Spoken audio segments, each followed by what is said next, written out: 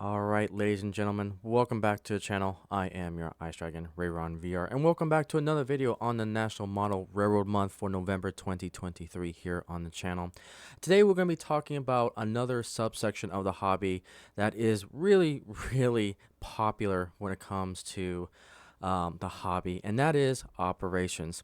So basically, you can think about operations as a giant, like Dungeons and Dragons game. You know, you got the GM, you got the Dungeon Master that kind of controls the environment of where the characters are going to be going, and that can be very similar to operations when it comes to model railroading. You basically have the person that sets up everything for the initial session, and then you have the dispatcher that controls all of the other operators on the layouts, and then you got multiple areas that you basically have to deliver, you know, pretend passengers and cargo, but it really makes a layout come to life. Now, what really got me into operations is really it comes down to YouTube. A lot of individuals, a lot of channels out there captured operating sessions, and it really got me wanting to do it. And we're gonna kind of go through that journey of how I got into operations. So the first channel is Steve Davis. They have this KCS layout that they kind of highlight. They watch a particular operators go through a yard, and this really got me hooked. And then seeing how they did the dispatching on the JMRI panel like this, being able to control the signals, being able to control the turnouts, I fell in love with this system. I like the idea that you have a person looking at the bird's eye view, and then you got the people on the ground, and the way that this video is edited, going between the yard master, the dispatcher, and some other trains that they follow.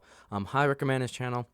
Again, all the links, all the references will be in the description box below, and I highly recommend you guys check it out. So this video really got me into it, and then I had the opportunity to actually attend an operating session.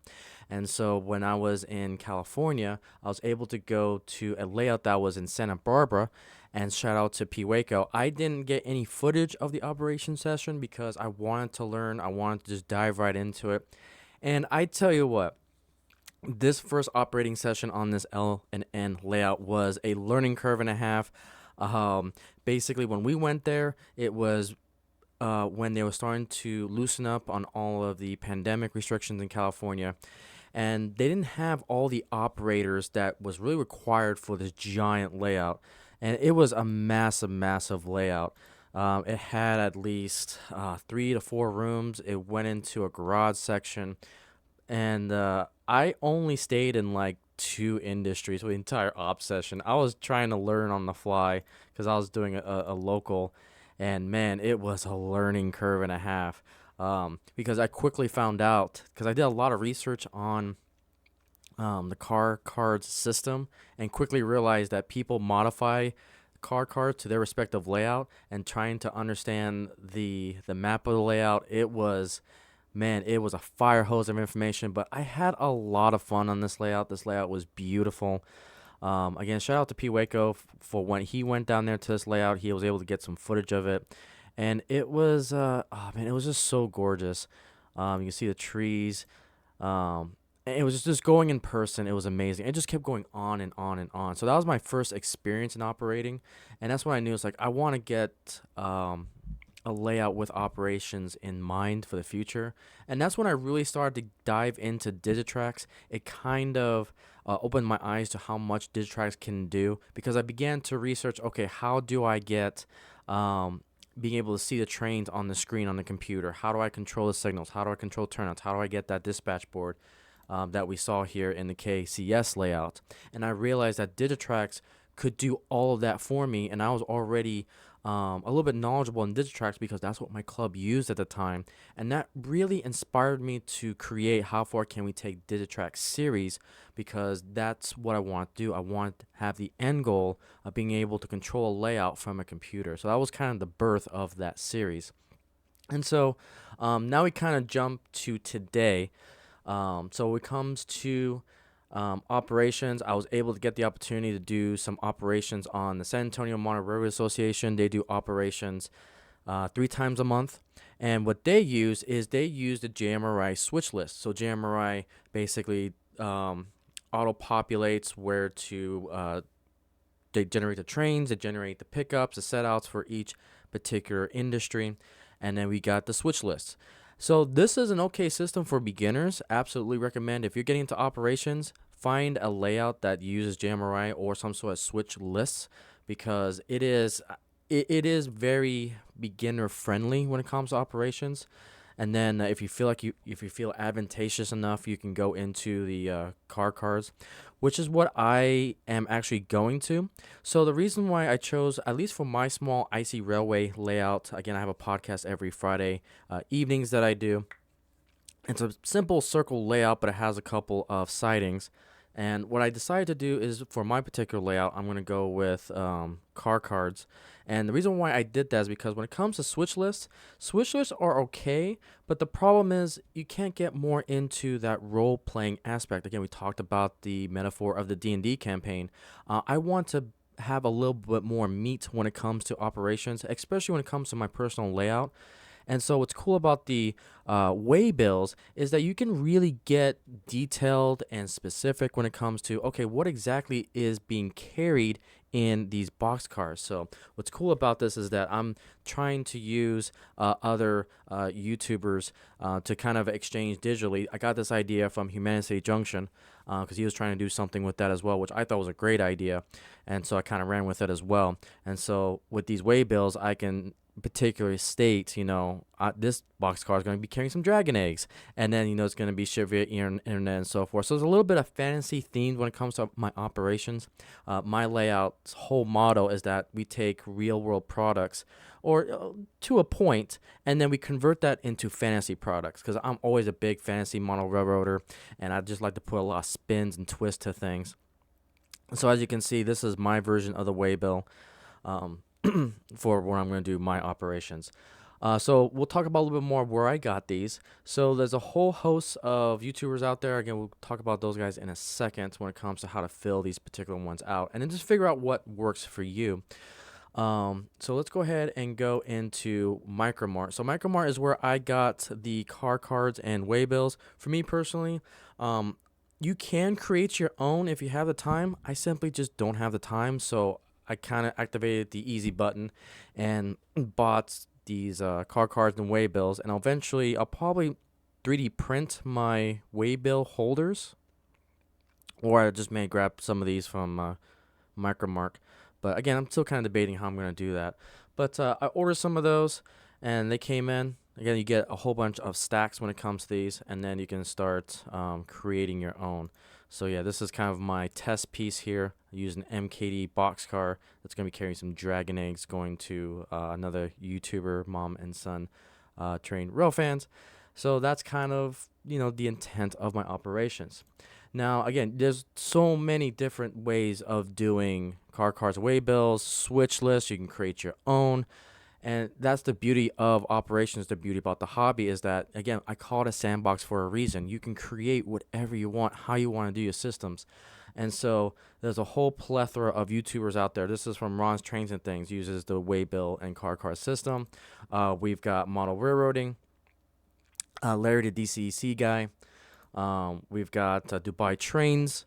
We got a whole bunch of people that, put their own spin to the operating systems. And that's the one thing about operations is that if you want to get into it, not one layout is going to be the same because there's always going to be some nuances, some quirks.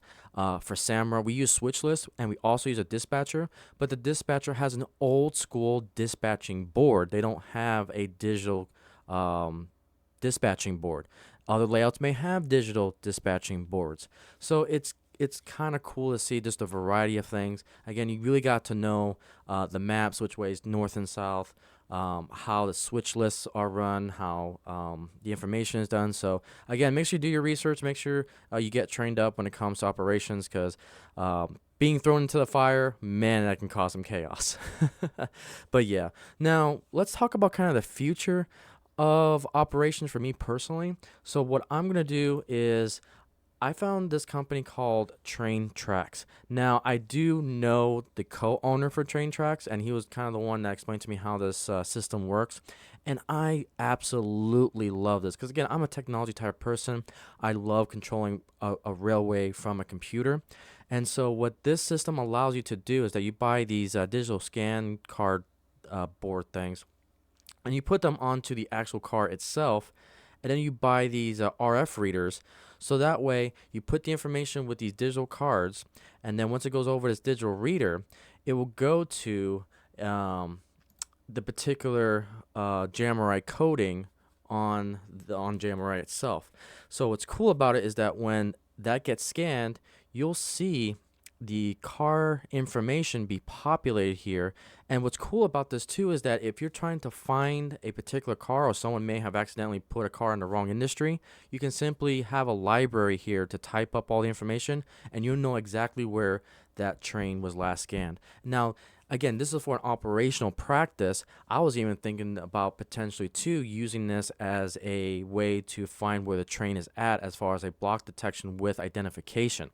Because something I was thinking about doing is that on the main line, put one of those scanners down under a particular engine, and then when that basically goes over the reader, you know exactly where that train is at. So pretty kind of, I think this is a very cool system. And then we'll kind of just look through here. Again, I'll leave in the link down below, but as you can see here, the scanner is where the line is. So when the car goes over the scanner bit, you can see it being populated. See, there's the BN popped up there, and then you got a picture of where it actually is located. This system, I think, is the future. Look at that. You got the iCar here, Illinois Central Gulf being scanned, and it gets scans into the program. Again, there's the next one. So very, very, very cool system. And what I really like about this too is here's again their interface. You have a little QR code that you use your phone, and then once you scan it, you can get your switch list right on your phone. How cool is that? And you can actually mark off all of your switch list items once you're completed with it. So this is something I'm definitely going to use on the channel. I've got two Fremo modulars that, again, if you watch my live streams, that are kind of off to the side. What I'm thinking about doing is turning that into my experimental base for this system. So I'm getting more and more excited about using TrainTracks. So that's kind of the future when it comes to my operating planning. But again, this is just one of many, many, many different systems that are out there. The key thing is to just do research, figure out what you want your layout to do, how do you want your operating style to be conducted, or how do you want to participate in an operating session. There's a wide variety of opportunities. You can be an engineer, you can be a yard master, you can be a dispatcher, or you can just be a railroad operator owner, and then you have a wide variety of tools at your disposal to create the operating session. Again, it is a fun aspect about the hobby. It really brings it to life, and that's one of the best things that I love about operating. So with that, guys, have you done an operating session before? What systems have you used? Leave a comment down below. Thank you guys so much for watching, and I'll see you on the next video.